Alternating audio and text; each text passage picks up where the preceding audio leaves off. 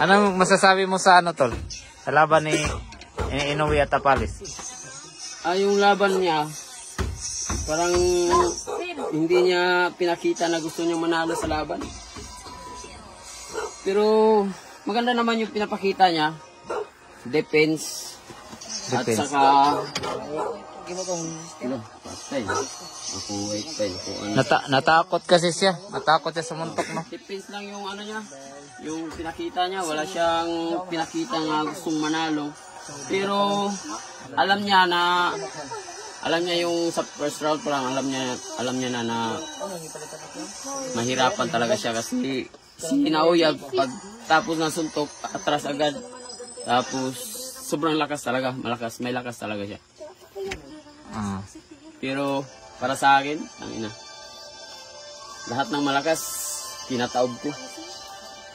Yung ano nga yung sino yung malakas na si Solani Katie, may 11 knockout yun, pinakamalakas yun sa division namin dati.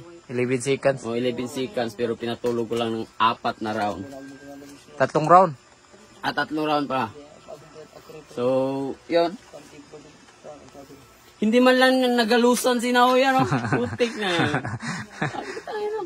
Di kasi yung ano ni Tapalis kasi defense, kaya hindi na siya sumusuntok kasi defense na lang yung ano niya. Defense yung nasa utak siguro. Pero ganun talaga. Pero kahit natalo, pero ging-ging pa rin. So at saka ano nga yun? Yung lahat ng nagsasabi na palitan na yung sa sa corner. Iba pa, may the next man pa gawin. Sabi ko, oh shit. Walang alam sa boxing talaga mga tao. Pero ako, malayo pa lang alam na namin yung mangyayari.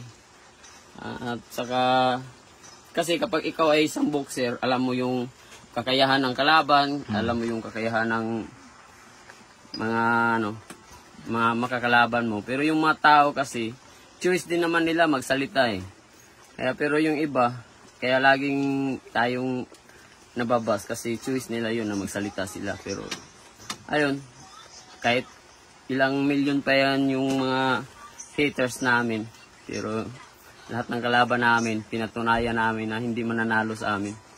Ha?